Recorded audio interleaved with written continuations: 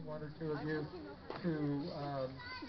to kind of talk to you about being on camera, to talk about David. He's making a documentary about David, so just a little something more to add to the David Bromwich documentation. And if you haven't been to bromwich.wordpress.com, I think it is, you should. There's a wonderful outpouring of love and respect for the man that we're honoring here today. So I'm going to start off with a couple of remarks, and then we'll have some folks come up and share their remembrances with you. It was just a little over a month ago, on June 3rd, that David Bromwich got his hat, and if we were using the Tibetan Book of the Dead, of course we would be going step by step to help him across the Bardo Plain. But we're not in Tibet, and this is Sonoma, so we'll use the Sonoma Book of the Dead, and it just has one stipulation, and that's wait a month and throw a big party. And so here we are. We have a big party.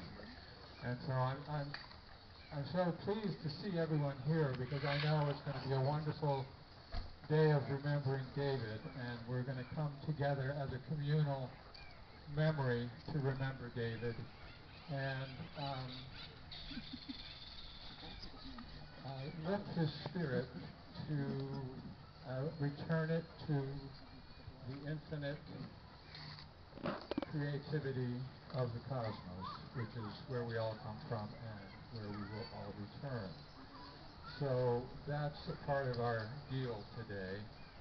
And as I said, we're going to try to keep our remarks short, and somebody should be the timekeeper. My watch broke a couple of weeks ago. I don't know if that's an omen of some kind. But I'll start off with a couple of things. I met David when I first started attending Sonoma State in '72. I was on the GI Bill, so I didn't spend too much time on campus. I was just collecting the money. But I always thought that David and I were the most improbable of friends. He was always so proper, and I was always so improper. And his sense of propriety was very provocative, so I always felt like I had to outrage it and do something, really shocking when we were together. And he was very kind and tolerant of my over-the-top kind of humor. But we had a good time, and we did, many very nice things together. It was the last 10 years or so were very meaningful to me, and I hope to David. But I have thought about David for maybe 2-3 months now, because Cecilia has been in touch with me, and so he's been a very big part of my life lately. And I had a friend of mine come by and do a profile for the local weekly, the North Bay Bohemian, Bart Schneider, and he interviewed David, and when it came out, it was the Thursday before David passed. And so I came by to deliver a copy, and David, I'd been told that David wasn't doing too well, but when I got there, he was pretty perky. And so I read the article to him with, my critical commentary as well. And then I knew I had to kind of shock him. I was kind of like his personal defibrillator, you had to get that twinkle in his eyes and get that smile going. But I thought, what's going to shock this guy today? And I said, well, David, have you thought about your famous last words? And, I think I preceded that with, I hear you're going to be checking out.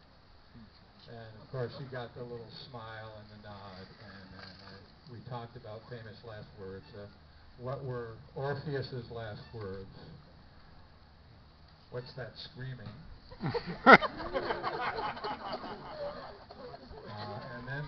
other one I could remember was Rabelais. And Rabelais had said, "I'm setting off to seek a vast perhaps." And I think David liked that one. He chuckled, but we were in the chuckle mode then. So, anyways, I never had the privilege of being a student of David's, but over the last 9 years, and particularly the last 3 years, I learned the lesson of friendship from David. And for that, I'm very grateful. So I'm going to ask the current Sonoma County Poet Laureate, Mike Sutherland, to come up and say a few words.